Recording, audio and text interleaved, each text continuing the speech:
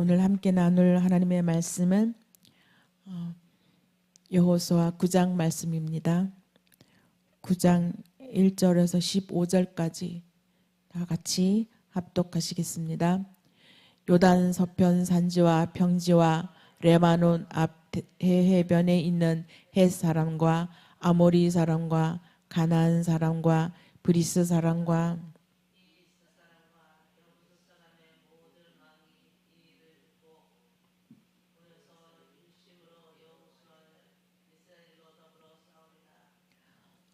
기브온 거민들이 여호수아의 여리고와 아이에 행한 일을 듣고 꾀를 내어 사신의 모양을 꾸미되 헤어진 전대와 헤어지고 찢어져서 기운 가죽 포도주 부대를 나귀에 싣고 그 발에는 낡은 가죽신을 신고 옷을 입고 곰팡이 난 떡을 예비하고 그들이 길갈 진으로 와서 여호수아에게 이르러 그와 이스라엘 사람들에게 이르되 우리는 원방에서 왔나이다. 이제 우리와 약조하사이다. 이스라엘 사람들이 히위 사람에게 이르되 너희가 우리 중에 거하는 듯하니 우리가 어떻게 너희와 약조할 수 있으랴. 그들이 여호수아에게 이르되 우리는 당신의 종이니이다. 여호수아가 그들에게 묻되 너희는 누구며 어디서 왔느뇨. 그들이 여호수아에게 대답하되 종들은 당신의 하나님 여호와의 이름을 인하여 심히 먼 지방에서 왔사오니 이는 우리가 그의 명성과 그가 애굽에서 행하신 모든 일을 들으며 또 그가 요단 동편에 있는 아모리 사람의 두 왕 곧 헬스본 왕 시혼과 아스타돌에 있는 바산 왕 옥에게 행하신 모든 일을 들었음이니이다. 그러므로 우리 장로들과 우리나라의 모든 거민이 우리에게 일러 가로되 너희는 여행할 양식을 손에 가지고 가서 그들을 맞아서 그들에게 이르기를 우리는 당신들의 종이니 정컨대 이제 우리와 약조하사이다 하라 하였나이다. 우리의 이 떡은 우리가 당신들에게로 오려고 떠나던 날에 우리들이 집에서 오히려 뜨거운 것을 양식으로 취하였더니 보소서 이제 말랐고 곰팡이 났으며 또 우리가 포도주를 담은 이 가죽 부대도 새 것이더니 찢어지게 되었으며 우리의 이 옷과 신도 여행이 심히 길모로 인하여 낡아졌나이다 한지라. 무리가 그들의 양식을 취하고 어떻게 할 것을 여호와에게 묻지 아니하고 여호수아가 곧 그들과 화친하여 그들을 살리리라는 언약을 맺고 회중 족장들이 그들에게 맹세하였더라. 아멘. 1장에서 11절에서 15절까지 말씀을 함께 봉독했지만 9장 전체를 다뤄보겠습니다.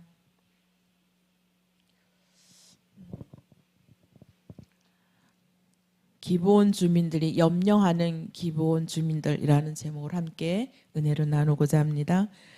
여리고와 아이성 함락 소식을 접한 가나안 족속들이 그 왕들은 자신들이 또 동일한 그러한 운명에 처할지 모른다는 두려움에 휩싸였습니다. 그래서 함께 모여서 우리는 뭉쳐야 산다 라면서 모여서 절박한 위기를 느낍니다. 그로 인해서 이스라엘과 싸우겠다는 결의를 하게 되죠. 함께 동맹을 하게 됩니다. 그 가운데 기브온 주민들은 다른 족속들과는 전혀 다른 자세를 취합니다. 그들은 하나님의 구속사의 은총을 입은 이스라엘의 그 실체를 명확히 파악하게 되었습니다. 이를 이용해서 화친 조약을 맺음으로써 그들은 구원을 얻게 되는 것이죠.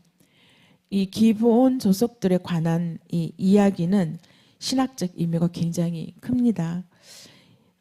기브온 백성들의 이 구원은요, 하나님께서 행하시는 이 진노의 심판이 임박한 그 순간일지라도 그 기브온이 태도가 조금 약간 비굴한 것 같지만 그는 믿음으로 회개하면 하나님의 그 구속사적인 섭리를 깨닫고 심판 직전에 회개해서 부끄러운 상태이지만 하나님의 은혜로 구원받게 되는 그러한 예표를 하는 것입니다.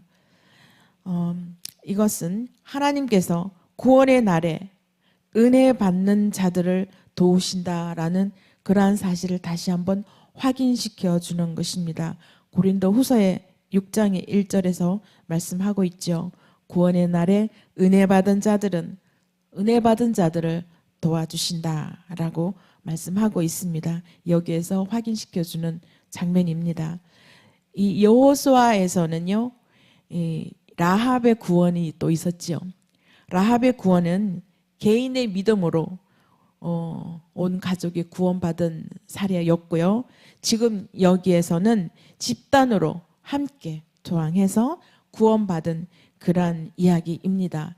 기브온 백성들이 집단으로 이렇게 구원을 받는 이 이야기는 굉장히 유일한 이야기입니다. 3절과 15절 쭉 살펴보면서 이스라엘의 가나안 정복은요, 우선 중부를 가로지르고 있는 여리고와 아이를 이미 점령했죠. 그래서 이제 지중해를 거쳐서 남북까지 쭉 내려가기로 계획이 되어 있습니다.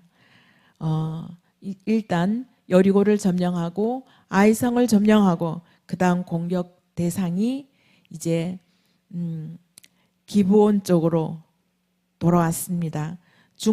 기브온도 중부를 이렇게 횡단하는 그러한 장소입니다. 그 당시에는 기브온이 주변에 이게 작은 나라들이 이렇게 있잖아요. 아직 하나님께서 너희들에게 정복하라고 명령하신 작은 국가들이 있습니다. 그 중에 굉장히 강한 나라였습니다. 그래서 그 세력과 그 영향력이 굉장히 강대한 기브온 백성들이었어요. 그렇지만 이스라엘과 대항하지 않고 여호와의 주권을 그들은 인정했습니다. 그래서 이스라엘과 화친을 선택했죠. 그래서 구원을 받기를 그들은 원했습니다. 그래서 구원을 입었지요. 라합이 개인적으로 구원을 입은 것처럼 기브온이 집단으로 이렇게 구원을 입은 이 모습입니다. 오늘의 이 본문에서요. 기브온은요, 속임수를 썼어요. 왜 이렇게 속임수 썼다고 쭉 나오잖아요. 이 속임수를 써가면서까지 화친의 길을 선택하게 됩니다. 기브온 백성에게 속아서 화친을 맺은 이 여호수아와 이스라엘 백성들은 그 당시에는 속임수를 모르고 그냥 그 말을 믿고 화친을 맺고 조약을 맺었지요. 근데 그게 3일 만에 들통이 나게 됩니다. 그래서 여호수아와 이 이스라엘 백성들은 굉장히 충격을 받게 되죠. 하나님께서 진멸하라, 가나안을 진멸하라고 명하신 이 가나안 족속 가운데 하나인 히위 족속이 바로 이 기브온 백성들입니다. 이 화친을 맺었던 것은 굉장한 실수였죠. 여호수아와 이스라엘 백성들이 큰 실수를 하게 됩니다. 하나님의 이름으로 실수였지만 하나님의 이름으로 맺어진 것입니다. 그래서 파기하기가 어렵습니다.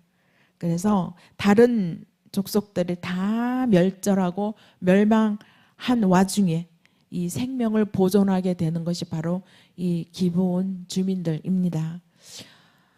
이 기브온 주민들은 속임수를 써서까지 이렇게 화친 조약을 맺었기 때문에 그거를 거짓이었다는 걸 밝혀졌죠. 그래서 여호수아는 이들에게 저주를 명령합니다. 종노릇하는 운명에 처해 있죠. 이스라엘 백성에게 너희들은 종노릇해야 된다. 그래서 이 여호와의 제단을 위하여 나무를 패고 그리고 물을 깃는 그러한 일들을 하게 합니다. 그러한 일들을 하게 함으로 인해서 이들은 저주를 받은 것 같으나 후에 가서는 축복의 장이 되어 갑니다. 그들은 여호와의 장막에서 나무를 패고 물 깃는 일들을 하면서 멸망하지 않고 오히려 복된 자, 안에 들어가게 되는 것입니다. 이 여호수아와 이스라엘은요, 이 화친을 실수였다고 얘기하잖아요. 그건 하나님께 묻지 않고 자기들이 임의대로 했던 것입니다. 기브온과 그 조약을 하나님께 묻지 않고 맺었던 그러한 실수였습니다. 어떤 일에서 굉장히 명성이 높아지고 잘 나가면 꼭 우리가 마음속에 자만하는 일이 생겨나죠. 그래서 이 화친을 하나님께 묻지 않은 그런 이유들도 이 속에 속하는 것이죠. 굉장히 여리고를 점령하고 아이를 점령하고 굉장히 잘 나갔죠. 여호수아가. 모든 백성들이 여호수아에게 주목하고 여호수아가 하나님의 말씀을 받아서 백성들에게 전했을 때 모두 순종하고 따라오고 나왔었죠. 그랬을 때 여호수아 마음에도 약간의 자만과 교만이 들어가 있지 않았나 싶습니다. 그래서 이런 화친을 맺자고 왔을 때도 하나님께 묻지 않고 그 자리에서 조약을 맺어버리는 그런 결과를 가져옵니다. 학자들은요, 이 화친하게 된 그 이유들을 얘기하고 있어요. 여호수아가 우호 세력, 가나안 곳곳에 흩어져 있는 그 우호 세력에 대한 약간 이렇게 그냥 관심이 많았던 거죠. 그 우호 세력이 과연 어떨까 호감을 가졌던 것입니다. 그리고 또 두 번째는 기브온 사신들이요, 이 여호수아 앞에 와서 엄청나게 자세를 낮췄습니다. 굉장히 자세를 낮춰서 화친을 요구했고, 그래서 그 낮은 자세로 인해서 화친을 맺게 됩니다. 그리고 또 멀리 떨어진 힘센 멀리 떨어져 있다고 거짓말했죠. 가까운 데 있는데 이 가나안 백성들이 근데 멀리서 왔다고 떡이 부패했다고 막 이렇게 거짓말을 하잖아요. 그래서 멀리 떨어진 힘센 민족과의 동맹에서 오는 그런 어떤 혜택을 기대했던 것입니다. 그런데 이렇게 화친을 맺었더니 그 안에 하나님께서 하나님의 허락 없이 하나님의 묻지 않고 했던 그런 실수가 하나님께서 어떤 일들이 벌어지는지 그 의미를 한번 살펴보겠습니다. 화친을 하면서 그 사신들이 원하는 대로 다 백성들을 살려주기로 했습니다. 약속을 했습니다. 이 화친이라는 것은요, 우리가 화친으로 번역이 되어 있는데 샬롬 아시죠? 샬롬, 이것은 평화 그리고 번역 이렇게 우리가 알고 있는데요. 번영이라는 그 의미로 우리가 알고 있죠. 근데 그 의미를 뛰어넘어서 하나님의 임재로 주어지는 완전한 충족 상태를 이 샬롬이라고 얘기했습니다. 그들을 완전히 충족시켜 준 것이죠. 그들의 원하는 대로 기본 백성들의 사신이 와서 그들이 원하는 대로 다 충족시켜 주었다라는 것입니다. 이 이스라엘은 이 조약 때문에 다른 어떤 가나안 족속에게 침략을 당해도 이 언약에 따라서 군사적으로 또 가나안 기브온 그런 백성들에게 군사적인 원조도 베풀었던 것입니다. 그렇지만 하나님의 뜻을 묻지 않고 세워진 이 화친이 과연 영원할까요? 그렇지 않지요. 하나님과 약속 없는 어떤 일도 하나님께서는 영원하게 하지 않지요. 한 400년이 지난 후에 이 사울 왕에 의해서 사울 왕이 기브온 족속들 백성들을 희위 족속들을 완전히 멸망시킵니다. 죽이는 일에 의해서 화친이 깨어지게 됩니다. 400년 그래도 긴 기간 동안 화친을 가졌죠. 400년이면은 그냥 강산이 몇백 번 바뀐 거죠. 그 다음 또 정치적인 주종 관계가 형성되었습니다. 이면적으로 이스라엘과 이 기브온 사이에는 주종 관계가 형성된 거죠. 주종 관계이면 조공을 바치고 또 조공을 받는 대신 보호를 해주고 어떤 침략에 의하면 군사적인 원조 부족한 거 다 돌아봐주는 그러한 화친을 맺은 거죠. 주종 관계가 형성되었습니다. 그리고 세 번째는 성원을 하였죠. 이게 맹세하였더라라고 하나님 여기 말씀에 있는데요. 이스라엘 회중 족장들이 기브온 백성들에게 생명을 담보로 지켜주겠다고 약속하고 있습니다. 생명을 담보로 했습니다. 굉장히 큰 언약을 맺은 거죠. 이렇게 의미를 가지고 조약을 맺었는데 사흘 후에 그것이 속임수였다라는 것을 여호수아와 이스라엘이 그거를 알게 됩니다. 그래서 하나님께 묻지 않고 맺은 이 화친 조약이 여호수아와 이스라엘은 큰 실수였음을 깨닫습니다. 그래서 이 조약에 의해서 주종 관계를 맺고 신학적인 메시지가 굉장히 큽니다. 이 구장에서 이렇게 기브온 족속과 이스라엘과 여호수아가 함께 맺은 이 화친 조약의 23절 한번 볼까요? 9장 23절 한번 그러므로 너희가 저주를 받나니 너희가 영영이 종이 되어서 다 내 하나님의 집을 위하여 나무를 패며 물 깃는 자가 되리라 라고 하나님 말씀하십니다. 저주를 예언하고 있습니다. 이 저주는요 노아의 예언대로 성취되었다라고 말씀하고 있습니다. 목숨 부지를 위해서 어쩔 수 없이 속여서 고백을 듣고 여호수아가 이 저주합니다. 그런데 기꺼이 이스라엘이 종이 될 수밖에 없는 저주를 하게 됩니다. 이것이 노아의 예언의 성취됨을 나타내고 있습니다. 노아의 후손들 함의 잘못으로 가나안을 저주를 받게 됩니다. 창세기에 말씀 나오죠. 그들이 종이 될 것이라고 창세기에서 이미 말씀을 하고 있었는데요. 이 함의 후손인 히위 족속 곧 기브온 백성들을 말하는 것이죠. 기브온 주민들은 셈의 후손이 바로 이스라엘 백성들입니다. 이스라엘이 종이 되었다라고 노아의 예언이 바로 오늘날 여기에서 성취되는 일을 볼 수가 있는 것입니다. 우리 성경은 창세기에서부터 요한계시록까지 모두 한 통이죠. 예수 그리스도를 나타내는 말씀인 것입니다.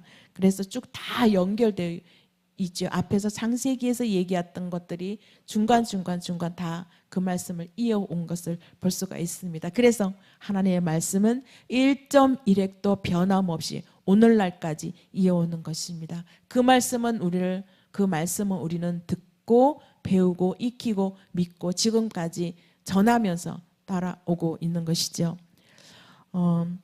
그 다음 또 기브온 주민들은 성막에서 일하도록 하게 되어 있죠. 근데 종로로 타는 것도 이런 일을 맡아서 하면은 그것도 굉장히 복된 일이라고 생각이 듭니다. 참 이상하죠. 저주받은 백성들을 이스라엘은 가장 거룩한 곳에 이들을 두었어요. 성막에 나무를 패고 물기는 일을 하고 일을 하는 것이 굉장히 거룩한 일이잖아요. 그 레위인들이 성막에 거주하면서 했던 것처럼 이렇게 거룩한 일을 하게 됩니다. 그런 이유는요. 기브온 주민이 우상 숭배가 이스라엘 공동체에 침투하지 못하도록 성막에만 거주하게 했던 것입니다. 성막 일에만 맡아서 하게. 이들이 가나안 족속들이 굉장히 우상이 아주 심하지요. 우리가 알지 못한 어마어마한 우상들을 많이 가지고 있기 때문에 이스라엘 백성들에게 이 우상이 침투하게 되면 여호와를 경외하는 것이 희미해지지 않습니까? 그래서 이들을 우상 숭배가 우리 이스라엘 백성들에게 침투하지 못하도록 성막에서만 일하게 만들어 놓은 것이죠. 그 다음 두 번째는 그 주민들이 여호와 신앙을 받아들이게 하기 위함입니다. 하나님의 백성으로 만들어지기 위함이죠. 세 번째는 백성들이 사사로운 감정으로 복수하지 않게 막 거짓말했다고 서로 싸우고 복수할 하나님이 기뻐하지 않은 일을 하지 아니하도록 방지하기 위해서 성막에서 거주하면서 일을 하게 만들었다라고 말씀하고 있습니다. 세 번째는 기브온 주민들이 여호와의 제단을 섬기게 된 것은 오히려 축복이었다라고 메시지를 주십니다. 정말 종로릇하면서 이러한 일을 맡아서 하는 것은 축복이 아닐 수 없습니다. 후에 정말로 축복된 그러한 족속들이 됩니다. 그들은 영원히 이스라엘이 종이 되어야 했지만 그들은 개인의 종이 아닌 하나님의 집에서 섬기는 자로 섬기는 것은 오히려 축복이다라고 계속 말씀하고 있습니다. 시편에 고라라는 사람이 노래를 했습니다. 악인의 장막에 사는 것보다 내 하나님 성전 문지기로 있는 것이 좋다라고 이렇게 시편에서 말씀하고 있습니다. 그렇게 노래합니다. 예, 악인의 장막에 사는 것보다 내 하나님 성전에서 문지기로 있는 것이 훨씬 좋다. 이렇게 노래하고 있죠. 이 기브온 주민이 이방인이지만 이 성전에 거주하면서 하나님 언약의 말씀을 듣습니다. 그래서 영적으로 축복을 누리는 그러한 자들이 되었습니다. 그 다음 여호수아가 하나님께 묻지 않고 화친 조약을 맺은 것은 엄청난 실수였다는 것을 알게 되는 거죠. 이것이 바로 우리 인간의 한계입니다. 우리는 언제나 한계를 느낍니다. 우리 인간은 요한하지 않죠. 항상 요한하죠. 무한한 우리 하나님께 의지하지 않으면 우리가 항상 실수를 합니다. 실수에 실수를 거듭하면서 또 엎드려 회개하면서 하나님 그 무한하신 하나님의 능력을 인정하게 되고 그 하나님을 경외하지 하지 않으면 안 될 만큼 우리는 그 앞에 머리 숙일 수밖에 없습니다. 이 기브온 주민들은요 여호와를 경외하는 마음이 있었습니다. 그리고 여호와가 어떤 분이라는 걸 익히 듣고 알고 있었습니다. 그래서 속임수를 써서라도 여호와의 공동체 안에 속하고 싶었던 것입니다. 그래서 구원받으려고 노력을 했다는 것이죠. 이 구원받으려고 노력했다는 점에 높이 평가하였습니다. 이 여호수아서가 기브온에 관하여 굉장히 관대합니다. 그리고 호의적으로 기록하고 있어요. 그리고 또한 기브온 주민은 구원과 라합의 구원을 항상 평행선을 이루고 있습니다. 이 진멸하라, 완전히 가나안을 진멸하라고 하는 그 지역에 있을지라도 하나님을 경외하는 개인이나 국가는 살아날 수 있음을 여기에서 보여주고 있습니다. 그리고 이 기브온 백성과 라합의 또 하나의 공통점이 있습니다. 그거는 믿음이었습니다. 공동체적인 믿음으로 모든 백성들이 구원을 받았죠. 기브온 백성들은. 그리고 라합은 개인의 믿음으로 가족이 모두 구원을 받는 일이 있었습니다. 그리고 이들의 또 차이점을 보면 행위를 했다라는 것입니다. 우리가 믿음이 있으면 반드시 행위를 하게 되는 것이죠. 행위를 하고 믿음을 갖는 부분보다 믿음이 있었기 때문에 행위를 하게 되는 것입니다. 이들이 믿음이 없었으면 하나님에 대한 믿음이 있었기 때문에 이 속임수를 썼어라도 구원의 반열에 서기를 원했고 라합도 마찬가지 믿음이 있었기 때문에 개인적인 구원에 이르는 부분을 볼 수가 있습니다.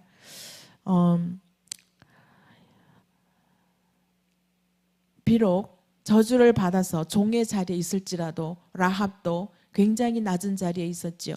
그 기브온 백성들도 이제 저주를 받아서 종의 자리에 있을지라도 하나님 이스라엘에 함께한 하나님의 주권을 인정하게 됩니다. 그리고 구원의 날에 믿음으로 머리 숙여 있기 때문에 결국은 구원을 반열에 세워지게 되는 거죠. 그 생명을 얻게 되는 것입니다. 제단을 섬기고 종의 자리에서 충성을 다했을 때 여호와를 경외하는 그 믿음이 공동체가 하나님의 백성들 행동으로 옮기게 하는 모습을 우리가 보는데요. 믿음이 있었기 때문에 강한 믿음이 있었기 때문에 우리는 행동을 했고요. 그리고 믿음이 있었기 때문에 그들은 움직였습니다. 믿음이 없으면 우리는 움직이지 않죠. 그런데 움직이지 않고 행동하지 않는 믿음은 믿음이라고 볼 수 없다라고 우리 말씀에도 있죠. 예. 행위로 구원은 받지 못하지만 믿음으로 구원은 받지만 그러나 믿음이 있으면 반드시 우리는 행위를 하게 되는 것입니다. 구속의 은혜를 입으면 반드시 아버지를 경외하게 되고요. 인정하게 되고 그 믿음으로 우리는 하나님이 원하는 하나님 기뻐하시는 일들을 하게 됩니다. 우리의 신앙도 마찬가지. 하나님 내 구주로 내 마음에 내 아버지로 인정하고 믿음으로 말미암아서 아버지가 원하는 하나님이 기뻐하시는 그러한 행동을 우리는 하게 되는 것이죠. 그러한 행동으로 믿음으로 행동으로 아버지가 기뻐하는 일들을 행하는 우리들 그리고 저와 여러분이 다 되기를 소망합니다. 믿음이 없이는 아버지를 기쁘시게 못한다라고 히브리서에 나오죠. 그래서 우리는 항상 믿음으로 하나님 아버지 앞에 기쁨을 드리는 그러한 저와 여러분이 다 되었으면 좋겠습니다. 기도드리겠습니다. 하나님 감사드립니다. 오늘도 하나님 저희들을 지켜주시고 함께 하시고 말씀을 주시는 은혜 감사드립니다. 라합과 기브온 백성들이 하나님 믿음으로 행동을 하여서 구원의 반열에 세워진 것 같이 하나님 저희들에게도 믿음을 선물로 주셔서 그 믿음으로 아버지가 원하는 행동을 하고 행위를 하여서 하나님 아버지 앞에 기쁨을 드리는 귀한 주님의 백성들 다 되게 인도하여 주시옵소서. 예수님 이름으로 기도드립니다. 아멘.